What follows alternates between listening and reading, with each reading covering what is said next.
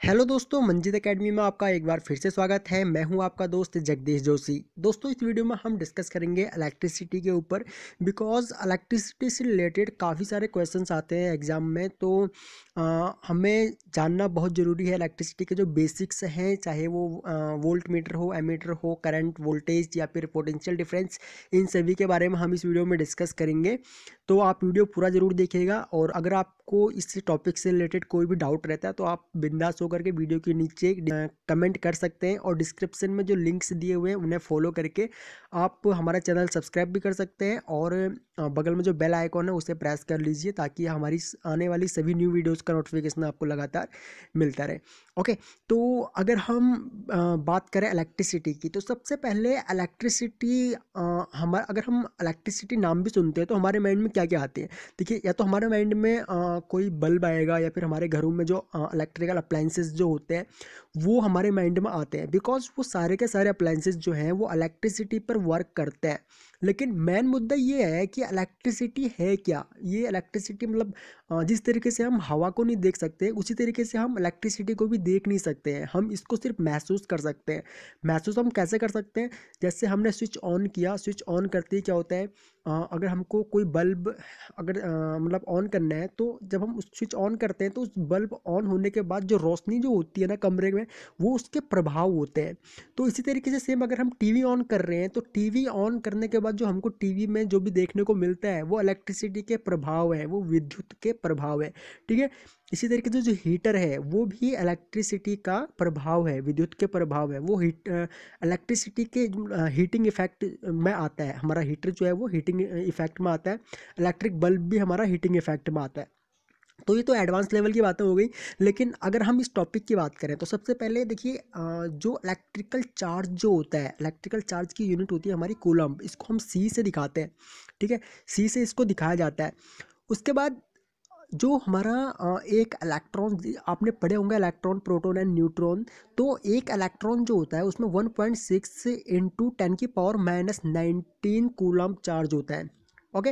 अब ये क्वेश्चन बहुत ज़्यादा पूछा जाता है कि जो एग्ज़ाम्स जो होते हैं, एग्ज़ाम्स के अंदर काफ़ी सारे क्वेश्चंस इस टाइप के पूछे जाते हैं। आपको 4 ऑप्शन दे दिए जाएंगे, उन 4 ऑप्शंस में आपको 10⁻⁻18, -17 या फिर 10⁻19 इस तरीके से आपको दिया जाएगा कि भाई एक इलेक्ट्रॉन्स में कितना चार्ज होता है।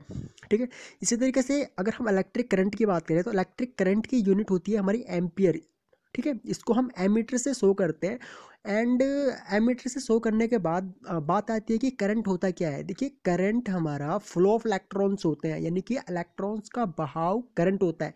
किसी भी सर्किट में अगर हम करंट को मतलब कि रिप्रेजेंट करें हम, तो उसमें हम ये कह सकते हैं कि करंट हमारा फ्लो ऑफ इलेक्ट्रॉन्स होता है। अब जो हमारा इलेक्ट्रिक करंट जो होता है, यानी कि एम्पियर्स जो होते हैं, एम्पियर जो हम इसको मेजर करते हैं, वो आंद्रे मैरी एम्पियर एक साइंटिस्ट थे फ्रांस के, 1775 से 1836 के बीच में ये थे। तो ये फ्रांस के साइंटिस्ट के नाम पर इसका एम्पियर, इसकी यूनिट नाम रखा गया है। और एक एम्पियर हमारा एक कूलम अपॉन में 1 सेकेंड। ठीक है। तो ये इसका एक एम्पियर कहलाता है। यानी कि अगर हमारा एक कूलम्ब 1 सेकंड तक अगर किसी भी सर्किट में अगर फ्लो करता है, ठीक है, तो वो 1 एम्पियर करंट होगा हमारा। उसी तरीके से अगर हम वोल्टेज की बात करें तो वोल्टेज क्या होता है? वोल्टेज एक फोर्स होता है, यानी कि एक फोर्स है जिसकी वजह से किसी भी सर्किट में हमारा इलेक्ट्रिक करंट फ्लो होता है। ओके। यानी कि current means flow of electrons. अब ऐसी अगर हम पोटेंशियल डिफरेंस की बात करें, पोटेंशियल डिफरेंस जिसको हम वी से दर्शाते हैं, इसको विभवांतर बोला जाता है। तो पोटेंशियल डिफरेंस क्या होता है? हमारा वर्क अपॉन में चार्ज, यानी कि W अपॉन में Q। और इसी तरीके से 1 वोल्ट जो होगा हमारा, वो 1 जूल अपॉन में 1 कूलम्ब होगा। 1 जूल मीन्स किसी भी सर्किट में जो हमारा मतलब कि एक पॉइंट से दूसरे पॉइंट तक जाने में जितना भी हमारा मतलब कि 1 वोल्ट अगर हमारा एक पॉइंट से दूसरे पॉइंट तक वोल्टेज गया, तो उसको कितना काम मतलब उसने किया, वो हमारा जूल है। सेम इसी तरीके से विभवांतर की अगर हम बात करते हैं तो विभवांतर की यूनिट हमारी वोल्ट होती है, यानी कि वोल्टेज की यूनिट वोल्ट होगी हमारी, और इसे वोल्ट मीटर से मेजर किया जाता है। इसी तरीके से अगर हम voltage, current, joule and resistance इनके बीच को अगर हम एक एग्जांपल के थ्रू समझना चाहें तो देखिए ये एक व्हील है और इस व्हील को ये पर्सन पुश कर रहा है, ठीक है। अभी होगा क्या, जब ये पर्सन इस व्हील को पुश करेगा तो ये व्हील क्या होगा, आगे की तरफ सरकने लग जाएगा। तो अब हम मान के चलते हैं कि ये पर्सन जो है ये वोल्टेज है, ये व्हील जो है ये करंट है, और जो ये रास्ता जो है ना जिसके ऊपर ये व्हील चलेगा वो रेजिस्टेंस है। और इस इंसान के द्वारा किया गया जो काम है, जितना काम ये करेगा वो जूल है। तो अब होगा क्या, जैसे ही ये पर्सन इस व्हील को पुश करेगा तो पुश करने से क्या होगा, ये व्हील आगे की तरफ बढ़ेगा। और जो ये रास्ता जो है, अगर ये रास्ता मान के चलिए यहाँ पे अगर चढ़ाई है तो इसको ज़्यादा मतलब कि ज़्यादा ताकत लगानी पड़ेगी। तो इससे क्या होगा, ज़्यादा ताकत लगानी पड़ेगी तो ये करंट यानी कि जो ये व्हील जो है ये धीरे से ऊपर जाएगा, ठीक है। और उसकी जब जब अगर यहाँ पे चढ़ाई होगी तो इसको इस पर्सन को काम भी ज़्यादा करना पड़ेगा, ज़्यादा ताकत लगानी पड़ेगी, यानी कि जूल्स जो होंगे वो ज़्यादा हो जाएंगे। तो इसी तरीके से किसी भी सर्किट में कोई अगर वायर जो होता है हमारा, उसमें करंट, इस व्हील को आप करंट मान के चलिए और इस पर्सन को आप वोल्टेज मान के चलिए। यानी कि किसी भी सर्किट में जो हमारा करंट फ्लो होता है वो वोल्टेज उसको पुश करता है, वोल्टेज पुश करेगा तभी जा करके करंट फ्लो होगा।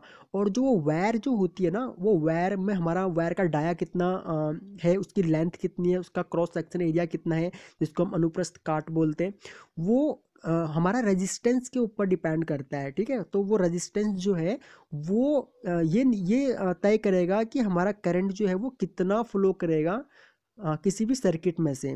क्योंकि रेजिस्टेंस जो होता है वो प्रतिरोध होता है, वो एक तरीके से बाधा उत्पन्न करता है करंट को किसी भी सर्किट में फ्लो होने में, ठीक है। तो अब देखिए बाकी जो इसके सिंबल्स जो हैं ये आपको पता होने चाहिए कि रेजिस्टेंस का सिंबल हमारा इस तरीके से हम रेजिस्टेंस को दर्शाते हैं। वोल्ट मीटर को हम इस तरीके से दिखाते हैं। एमीटर हमारा ये एमीटर है। ये लैंप का सर्किट है, इसको हम इस तरीके से हम लैंप को दर्शाते हैं। स्विच ये है एंड बैटरी ये है, ठीक है। ये नीचे आपको बैटरी दिख रही है। तो इस तरीके से हम इनको दिखाते हैं। और अगर आपने 10th में प्रैक्टिकल किए होंगे अगर इस इलेक्ट्रिसिटी से रिलेटेड, तो आपको पता होगा कि हम वोल्टेज, करंट एंड रेजिस्टेंस ये तीनों मेजर करने के लिए हम सिर्फ एक ही इंस्ट्रूमेंट का यूज़ करते हैं जिसे हम मल्टीमीटर कहते हैं। यहाँ पे आपने 10th में प्रैक्टिकल अगर आपने किए होंगे साइंस लैब में तो आपको पता होगा कि मल्टीमीटर में हम इन तीनों चीज़ों को मेजर करते हैं, रेजिस्टेंस, वोल्टेज को और करंट को, ठीक है। रेजिस्टेंस को हम ओम में मेजर करते हैं, रेजिस्टेंस की वैल्यू हमेशा ओम में मेजर की जाती है। वोल्टेज की वैल्यू वोल्ट मीटर से वोल्ट में मेजर की जाती है। और करंट की वैल्यू जो है वो एमीटर से मेजर की जाती है और ये एम्पियर में मेजर की जाती है, ओके। तो इसी तरीके से अगर हम एक सर्किट में इन अपने मतलब कि जो हमने यहाँ पे सर्किट दिखे जो सिंबल दिखा रखे हैं, volt meter, ammeter, resistance and lamp, switch and battery, तो इनको अगर हम बात करें किसी भी सर्किट में अगर लगाने की, तो देखिए ये हमारा लैंप है, ठीक है। ये लैंप है हमारा, ये एमीटर है और ये वोल्ट मीटर है। और एमीटर देखिए, एमीटर हमेशा सीरीज में लगता है, ठीक है। क्योंकि ये क्वेश्चन काफ़ी पूछा जाता है कि भाई एमीटर किस तरीके से सर्किट में लगाया जाता है, वह वोल्ट मीटर किस तरीके से सर्किट में लगाया जाता है। तो एमीटर हमेशा सर्किट के सीरीज में लगता है और वोल्ट मीटर हमेशा सर्किट के पैरेलल में लगता है, ठीक है। ये हमने बैटरी लगा दी और ये हमारा स्विच है। जैसे ही हम स्विच को ऑन करेंगे तो ऑन करते ही क्या होगा, ये सर्किट हमारा पूरा कंप्लीट हो जाएगा और ये बल्ब जो है ये जलने लग जाएगा। यहाँ पे ये एमीटर लगा हुआ है। एमीटर जैसे ही इसमें सर्किट स्विच ऑन होगा तो यहाँ से क्या होगा, करंट ऐसे फ्लो करने लगेगा। फ्लो करने के बाद ये एमीटर में से हो करके जाएगा। तो ये एमीटर, इसमें कितना करंट फ्लो हो रहा है इसमें, ये एमीटर से हम इसकी रीडिंग ले सकते हैं। और सेम इसी तरीके से वोल्ट मीटर से हम कितना वोल्टेज इसमें फ्लो हो रहा है वो इसकी रीडिंग हम ले सकते हैं। सेम इस तरीके से यहाँ पे देखिए सर्किट में हमने सिर्फ एमीटर लगा रखा है जो कि लोड के सीरीज में लगा रखा है हमने। और एमीटर हमेशा सीरीज में लगाए जाते हैं, वोल्ट मीटर हमेशा पैरेलल में लगाए जाते हैं, ओके। तो आई होप गाइज कि आपको ये टॉपिक समझ में आया होगा। फिर भी अगर आपको कोई डाउट है इस टॉपिक से रिलेटेड तो आप हमें कमेंट कर सकते हैं, हम आपके सभी कमेंट्स का रिप्लाई करेंगे या फिर नेक्स्ट वीडियो में आपके डाउट्स क्लियर करने की कोशिश करेंगे। अगर आप इस चैनल पर न्यू हैं तो आप इस चैनल को सब्सक्राइब कर लीजिए और जो बगल में बेल आइकॉन है उसे भी ऑन कर लीजिएगा ताकि आपको हमारी सभी न्यू वीडियोज़ का नोटिफिकेशन लगातार मिलता रहे, ओके। तो थैंक्स फॉर वॉचिंग, जल्द मिलते हैं अपनी नेक्स्ट वीडियो में।